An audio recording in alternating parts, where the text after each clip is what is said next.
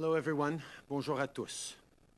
What happened on Sunday in London, this act of terrorism and Islamophobia, is sickening. It is heartbreaking. It's hard to find words that are enough. What can be said when yet another family has had their loved ones ripped away, when a child is in hospital, when a community is in mourning? So all I can say is this: to everyone who is grieving, who is angry, who is afraid, your neighbors stand with you. Your community stands with you. We will not let hate divide us. This evening, I'll be in London, Ontario, to join with the community for a vigil. Across the country, Canadians are holding each other in grief and in mourning. When people leave flowers, when they light candles, when they check in on neighbors and friends, they remind us that the hatred of one person cannot and will not stand between us. Last night, I spoke with the Mayor of London, Ed Holder, and Nawaz Tahir, a representative of the London Muslim community. I shared my condolences, and we talked about what more we must do to keep our communities safe. Islamophobia is real, hatred has consequences, and it must stop. Whether through the security infrastructure program, by cracking down on online extremism, or by dismantling far-right hate groups, we will continue doing everything we can to fight violence in every form. The consequences of doing anything less are simply too great. On va continuer de se battre pour enrayer l'islamophobie. Et on va continuer de tout faire pour que tout le monde puisse se promener dans les rues en sécurité. La haine n'a pas sa place à notre pays, ni à London, ni ailleurs. The Afzal family in London was targeted because of their Muslim faith. Worshippers in Sainte-Foy were killed at prayer. Mohammed Aslam Zafis was murdered at a mosque in Toronto. Black Muslim women in Edmonton have been violently attacked, and people across the country have faced insults, threats, and violence. The list must not grow any longer. Islamophobia and the horrific violence it brings must end. Today, non-Muslim Canadians are discovering, often for the very first time, the insecurity and fear felt by many Muslim Canadians when they go out in public. And Canadians are wondering what they can do to help, how they can prevent our country from going further down this dark path. Well, the next time you see a woman in a hijab or a family out for a stroll, give them a smile. Show them that they are respected. Show them that they are loved. And that they have friends and allies across this country who will stand with them and fight for them. Together, we can counter this darkness and this intolerance, and together, we will. Les dernières semaines ont été douloureuses pour beaucoup de gens, pour bien des raisons. Comme je l'ai dit la semaine passée, je suis de tout cœur avec les personnes en deuil après la découverte tragique à Kamloops. Aujourd'hui, j'aimerais vous parler de notre cheminement commun vers la réconciliation. Tout au long de la fin de semaine, des vigiles et des cérémonies ont été organisées d'un océan à l'autre pour rendre hommage aux victimes du terrible système de pensionnat autochtone. Notre gouvernement est en train d'accélérer le travail concernant la vérité et la réconciliation. Par exemple, on veut aider les familles et les communautés à retrouver les enfants disparus dans ces pensionnats et on veut les aider à leur rendre hommage. I know that many people will have seen the Pope's comments from a few days ago about the residential school system in Canada. And we have all heard that what communities and families want and need is an apology. Yesterday, I spoke with Archbishop Richard Gagnon of Winnipeg who's also the president of the Canadian Conference of Catholic Bishops, as well as Bishop Joseph Nguyen from the Roman Catholic Diocese of Kamloops. We discussed the importance of the Church working with Indigenous communities to address the harm and intergenerational trauma caused by residential schools in Canada. Thousands of Catholics are speaking up to say that the Church must apologize. Canadians hear you. The Church, the federal government, and all institutions must do the right thing and work together with Indigenous communities for truth and reconciliation to ensure that families can mourn and heal. Notre gouvernement va continuer de reconnaître la vérité. On va toujours être là pour les communautés des Premières Nations, des Inuits et des Métis. On s'efforce de réparer les torts causés par ces pensionnats et, pendant ce temps, on continue d'intensifier nos efforts pour parvenir à la réconciliation et combler les lacunes qui existent encore. Today, there are tens of thousands of Indigenous kids who now have good classrooms to learn in, but there's still more to do for other kids who don't have the same opportunities. In the last 5 years, we've supported hundreds of thousands of requests under Jordan's principle, but there remains work ahead to ensure that every child has the care they need. Since 2015, we have lifted over 100 long-term drinking water advisories, but there are still more advisories to lift and infrastructure to build. In other words, there's still a long way to go on the path of reconciliation. And in partnership, we will never stand down from that work. Merci. Je vais maintenant prendre vos questions. Merci. Merci beaucoup, Monsieur le Premier ministre. On va commencer la période des questions avec le téléphone. Une question, un suivi. Et on va finir avec la salle. Starting with questions on the phone, one question, one follow-up, and we will finish with questions in the room. Opérateur, c'est à vous. Merci. The first question is from Tonda McCharles from Toronto Star. Please go ahead. Good morning, Prime Minister. In your remarks today and in the speech in the Commons, you called out politics of division. And I think I'd like to hear you speak a bit more about who you're specifically calling out there. And also if you could address the remarks that one of your MPs actually made in targeting the Conservative side today in their remarks today for not having supported the M103 motion by your party. Tonda, this pandemic has been tough in many, many different ways, but one of the ways that is really gut-wrenching is that there has been a clear and definite rise of intolerance, of acts of hatred, of acts of racism across the country. I think we all need to be aware that Canada is not immune to the kind of intolerance, the kind of division that we have seen elsewhere around the world. And we need to be vigilant, not just to stand by and hope that it doesn't happen in Canada, but to actively fight, to bring people together, to push back against ignorance or intolerance, to push back against fear and anxiety that directs itself at minorities, at others.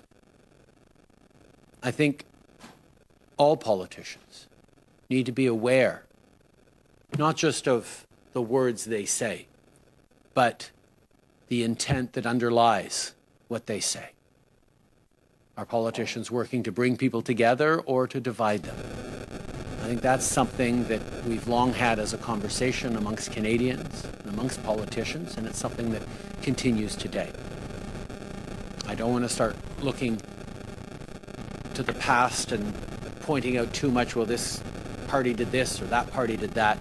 I think today we need to look forward. We need to recognize mistakes made by the past, learn from them, and be resolute on demonstrating that the kind of hatred that in this case gave rise to such horrific tragedy is not encouraged, even accidentally. Je pense qu'on reconnaît que cette année a été particulièrement difficile pour bien des Canadiens, mais une des choses qui est peut-être la plus désolante dans cette année de peine et de difficulté, c'était qu'on est en train de voir une montée très forte d'intolérance, de racisme, de discrimination. Et nous devons d'être mieux que ça. En tant que politiciens, nous avons tous une responsabilité, pas seulement parce qu'on dit de façon explicite, mais aussi parce qu'on peut encourager implicitement. Nous devons d'être très conscients de l'impact, pas juste de nos paroles, mais de nos choix politiques, pour plaire à certains, pour repousser contre d'autres.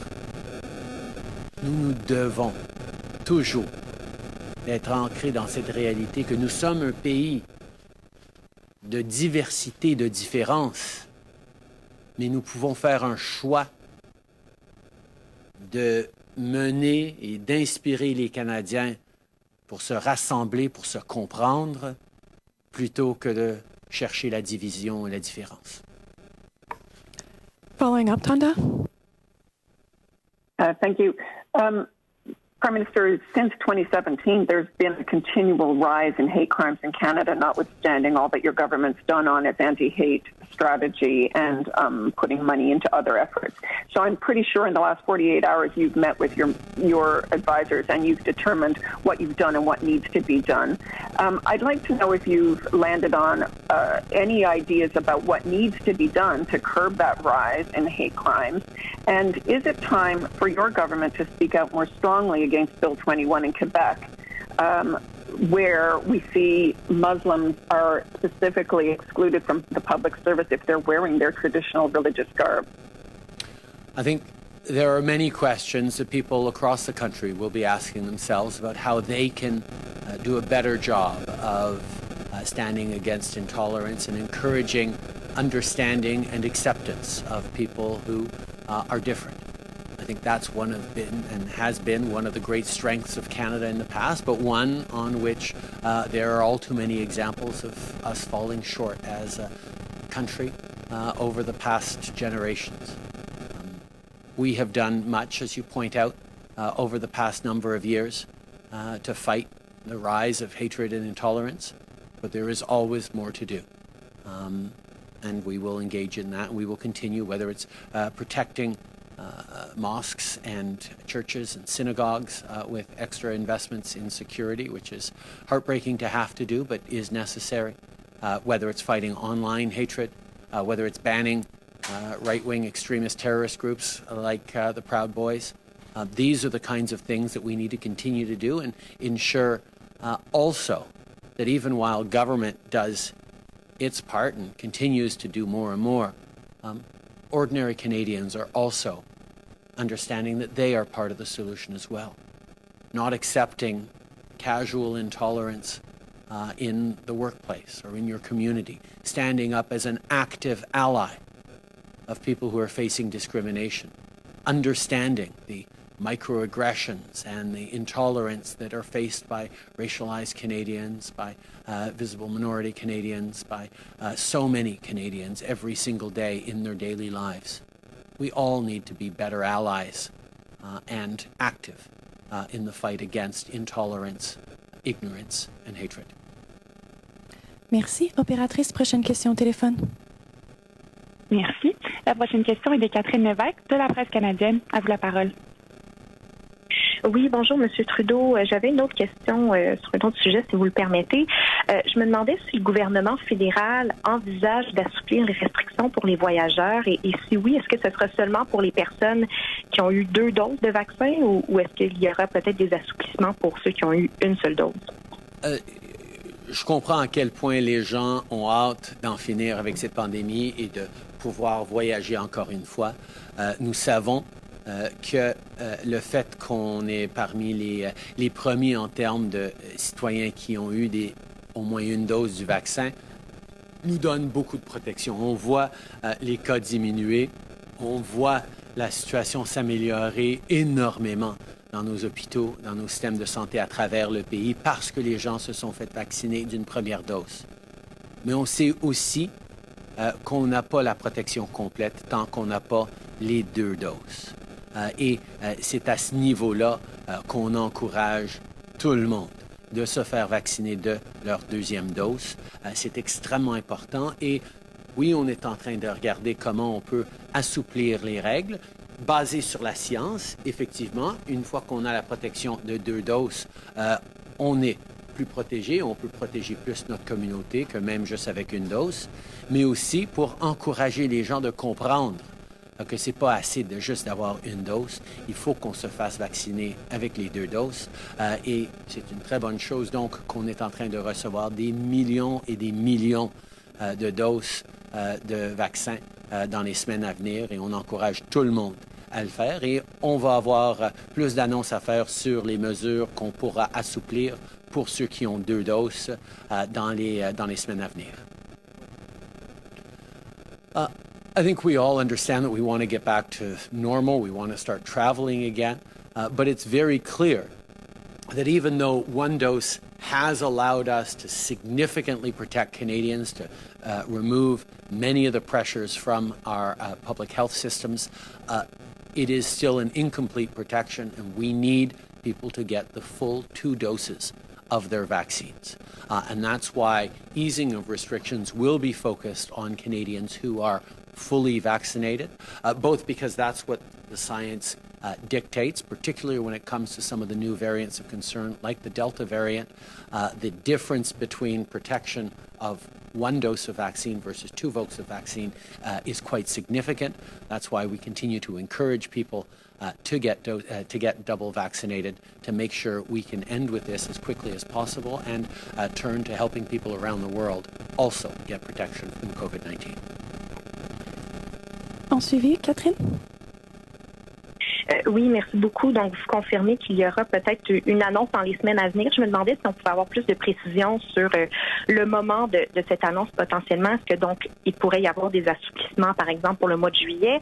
Et est-ce que cette annonce aussi sera conditionnelle au fait en fait, à l'appui aussi des provinces. Là, par exemple, on sait qu'au Québec et en Ontario, on voulait plus de restrictions à la frontière. Donc, je me demandais, êtes-vous confiant d'en arriver avec à un consensus avec les gouvernements Ford et Legault? Les mesures qu'on va prendre pour assouplir éventuellement, au bon moment, les mesures à la frontière vont être ancrées dans la science et dans le fait que quand les gens ont une double dose de vaccination, ils sont plus protégés et moins à risque et de partager la COVID et de se retrouver dans notre système de santé. Tout ce qu'on est en train de faire, on va continuer de consulter avec les provinces. On va s'assurer qu'on s'avance de la bonne façon. À chaque étape, notre priorité a toujours été et doit demeurer la sécurité des Canadiens. Je comprends que les gens veulent voyager, on veut en finir, mais on va en finir de la bonne façon. On va s'assurer que les gens sont protégés à chaque étape, d'abord et avant tout. Merci. Opératrice, dernière question au téléphone. Merci. La prochaine question est de Hélène Buzetti, des Coop de l'information. À vous la parole. Oui, bonjour, M. Trudeau. La semaine dernière, vendredi, vous avez dit à un collègue qui vous demandait quelles seraient les raisons qui vous amèneraient à déclencher des élections avant la fin de votre mandat. Vous avez dit qu'à un moment donné, le Parlement ne pourra plus fonctionner. Alors, en voyant le blocage auquel on assiste sur le projet de loi C-10, les moyens pris par le Parti conservateur pour tout ralentir, est-on, à votre avis, arrivé à ce point où le Parlement ne fonctionne plus? La priorité demeure toujours en finir avec la COVID, aider l'économie à reprendre. C'est ce qui préoccupe le plus les Canadiens. Et à ce niveau-là, on continue de fonctionner pour livrer cette aide aux Canadiens et pour faciliter cette reprise économique. On est très déçus par ces conservateurs qui continuent de bloquer dans le milieu des arts et de la culture, qui ne comprennent pas à quel point les arts et la culture sont importants pour les Canadiens d'un bout à l'autre de ce pays, sont importants pour notre économie. Et nous allons continuer de faire tout ce qui est nécessaire pour assurer que nos artistes, que nos créateurs, que nos producteurs de contenu soient protégés dans un monde de plus en plus numérique. Mais effectivement, le fait que le Parti conservateur continue à jouer des jeux terribles qui mettent à risque notre milieu culturel, c'est vraiment une déception. Selon vous, est-il possible que ces 10 soient adoptés avant un possible déclenchement électoral? Et vous avez parlé de conservateurs. Qu'est-ce que vous en avez pensé, par exemple, des propos de Mme Rachel Harder sur le fait que les artistes sont dépassés et que c'est pour ça qu'ils ne sont pas capables de vivre de leur art? La réalité, c'est qu'on a vu, et depuis très, très longtemps, que le Parti conservateur ne se préoccupe pas de nos artistes, de notre milieu culturel, ce qui est tellement désolant parce que l'art, ça fait partie pas juste de nos loisirs, mais de notre identité. Et les avantages et la croissance économique liée à notre milieu culturel, le partage de nos valeurs, de nos idéaux et de nos critiques envers nous-mêmes sont pertinents pas juste pour les Canadiens, mais pour les gens partout dans le monde. On reconnaît à quel point, oui, le monde est en train de changer. Les géants du Web ont beaucoup plus de pouvoir de diffusion. Et on a au Canada, depuis longtemps, mis en place des mesures pour s'assurer que ce soit à la radio ou à la télé, le contenu canadien soit protégé et privilégié pour créer, justement, qu'on a pu créer un milieu culturel économiquement réussi, mais aussi extrêmement fort pour partager nos histoires, pas juste avec nous-mêmes, mais avec le monde. Et c'est juste les conservateurs qui refusent d'accepter que le monde est en train de changer et le poids des géants du Web est tel que nos artistes font face à des défis énormes si on n'est pas là pour s'assurer que les mêmes principes qui sont là et qui sont là depuis des décennies pour la radio et la télé et les films seraient là pour s'appliquer à l'Internet et à la diffusion par Internet. Effectivement, c'est des conversations difficiles, mais c'est des conversations importantes et que le Parti conservateur se croise les bras et essaie d'empêcher le gouvernement d'avancer pour protéger nos artistes, écoute, je pense que c'est une grave erreur de la part du Parti conservateur du Canada. Merci. On va maintenant tourner aux questions dans la salle. Hello, Prime Minister. It's Annie Bergeron-Oliver with CTV National News. In 2017, Parliament passed a Liberal motion condemning Islamophobia. You've criticized the 91 MPs who didn't vote for the motion, but you've been Prime Minister for 4 years since then. What specifically have you done in that time to combat and reduce Islamophobia in Canada? We have made significant investments through the Minister of Diversity and Inclusion, which is a new post that we brought in to ensure that everything we do is focused on recognizing intersectionalities, recognizing the systemic discrimination that exists, highlighting and naming Islamophobia alongside anti-Semitism, alongside anti-Black racism, alongside anti-Asian racism. We have taken strong measures to push back against intolerance towards people of various religions. We have moved forward with security infrastructure investments to keep community centers and places of worship safer. We've moved forward on better community support programs and education programs. We've continued to move forward on more diversified hiring practices, both in the public service and across the country. We know there is much, much more work to do, and we will continue to do it in ways that partner with the Muslim community across country and indeed all communities that face discrimination and racism. We are committed to moving forward in ways that highlight that in Canada, differences and diversity should always be a source of strength, never a source of weakness. There is still much more work to do, but we will continue to do that.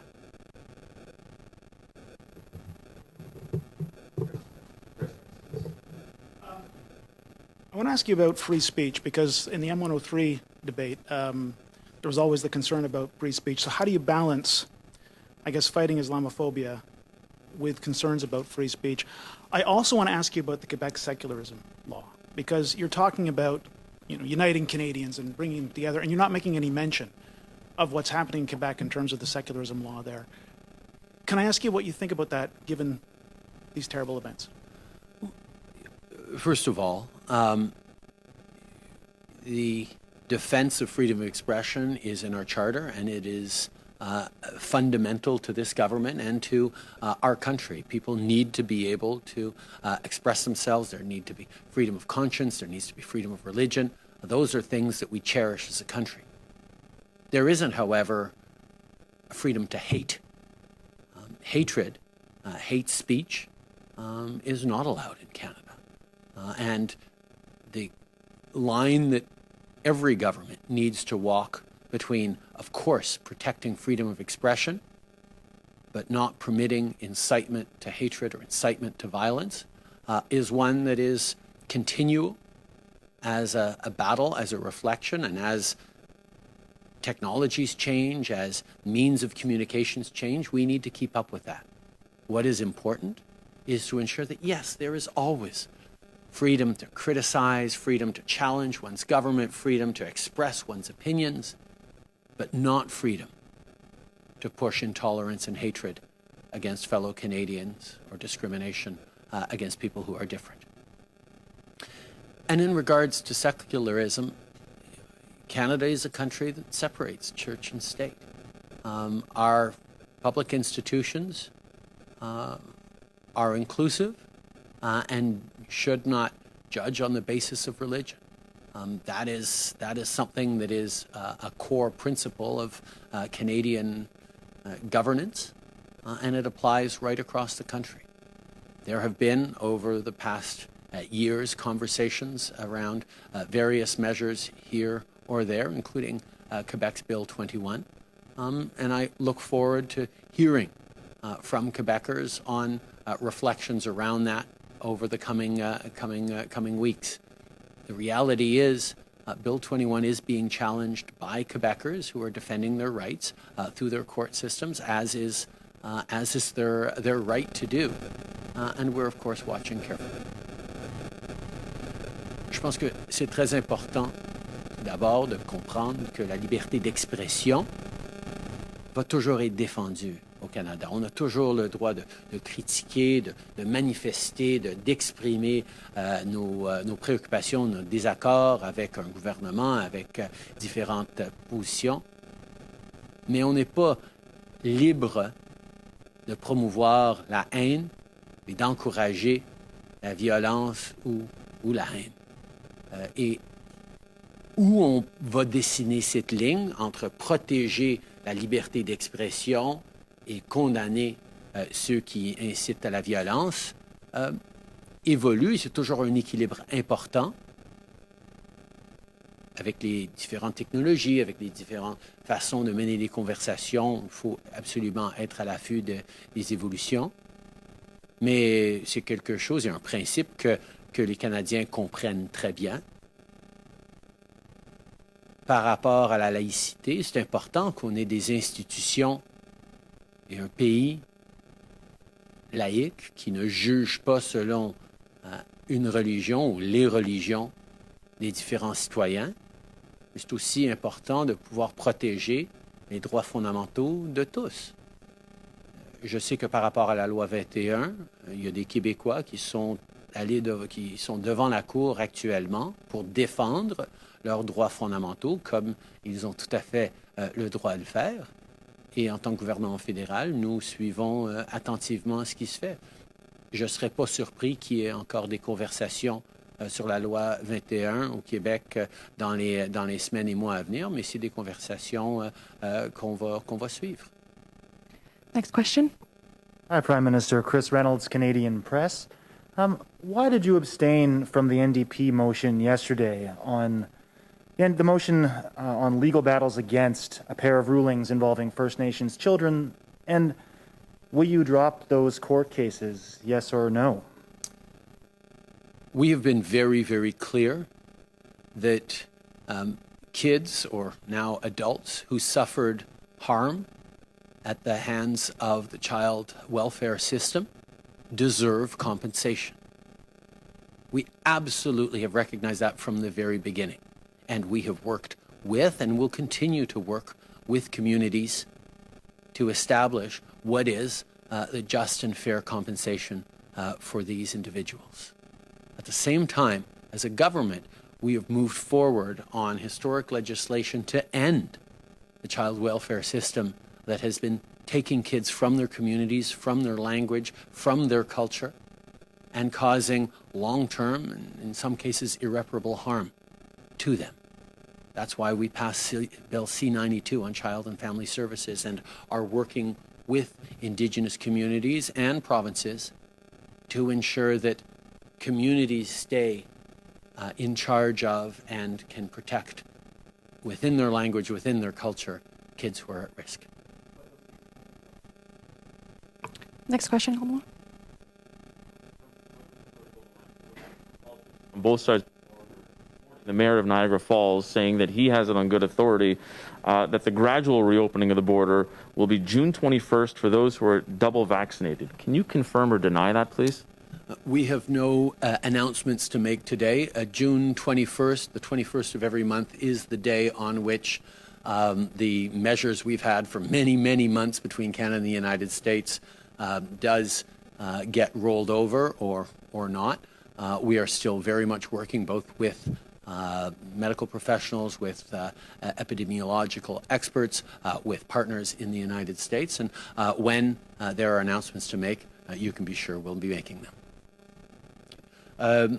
Nous n'avons rien à annoncer aujourd'hui. Nous savons que, évidemment, les gens ont hâte de pouvoir voyager encore une fois.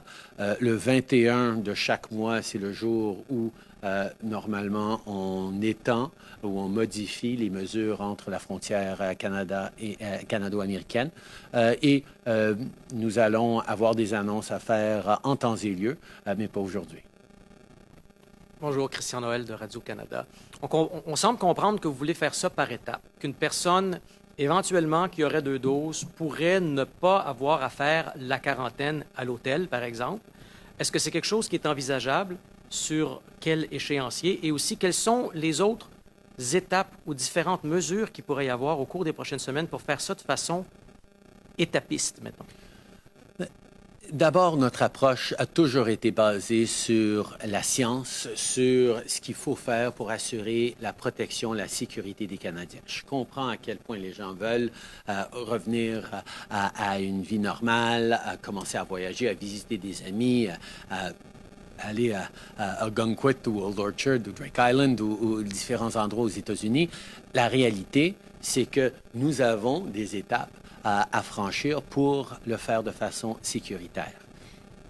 J'encourage tout le monde de se faire vacciner des 2 doses et on a des millions de doses qui commencent à arriver. Et au fur et à mesure que de plus en plus de gens commencent à être protégés, oui, on va pouvoir assouplir les règles. Et parce que la science nous dit que ceux qui sont pleinement vaccinés sont beaucoup moins à risque et posent moins de risques pour la communauté, mais aussi parce que c'est une façon d'encourager les gens de se faire vacciner, de savoir que quand on a notre pleine dose de vaccination, on pourra faire plus. On pourra revenir un peu plus à un été normal. Mais on n'est pas rendu là encore. On a encore du travail pour faire vacciner les gens. Il y a encore beaucoup de gens qui n'ont pas reçu leur première dose encore. Et avant d'avoir la deuxième dose, il faut bien avoir la première dose. Alors, on continue d'encourager les gens de se faire vacciner, tout en reconnaissant que oui, il va y avoir des étapes qui vont permettre plus d'assouplissement des règles dans les semaines et les mois à venir. Mais on aura des annonces à faire en temps et lieu. Pour l'instant, j'encourage tout le monde de prendre rendez-vous pour leur vaccination pour qu'on puisse profiter des opportunités qui viendront avec la réduction des cas, avec la montée de vaccination et avec un été qui progresse. Last question in the room. Good afternoon, Prime Minister Marika Walsh with the Globe and Mail. Do you agree with what experts and advocates and activists in the community say that Bill 21 fosters hatred and fosters discrimination? Do you agree with that? No. I think it is extremely important to recognize that provinces have the rights to put forward bills that align with their priorities. I think people have a right to question those and go to court to defend their rights, as is happening right now. And I think there are going to be reflections about a number of pieces of legislation, including Bill 21, as we move forward out of this pandemic, where people have spent a lot of time wearing masks, and also understanding how important it is for all of us to fight against intolerance and Islamophobia. But I have long expressed my disagreement with Bill 21, but I have also indicated that it is for Quebecers to challenge and defend their rights in court, which they have been doing. Je pense que c'est important de comprendre que les provinces ont toujours le droit d'avancer des projets de loi et faire des lois, et que c'est le droit des citoyens d'amener ces lois en cours s'ils considèrent que c'est en train de brimer leur liberté, ce qui est en train de se passer maintenant au Québec dans un processus judiciaire. Par rapport à ma perspective personnelle, les gens savent très bien que je ne suis pas d'accord avec la loi 21, mais nous allons laisser les Québécois eux-mêmes amener cette loi-là en cours. Mais ça ne me surprendrait pas que dans les semaines et les mois à venir, il y ait des réflexions à avoir sur le but et l'importance de la loi 21, en partie parce que ça fait 1 an qu'on passe beaucoup de temps avec des masques qui couvrent nos visages en obtenant des services de l'État, et aussi parce qu'il y a une réelle inquiétude par rapport à la montée d'intolérance et d'islamophobie. Merci beaucoup. C'est ce qui met fin à la conférence de presse d'aujourd'hui.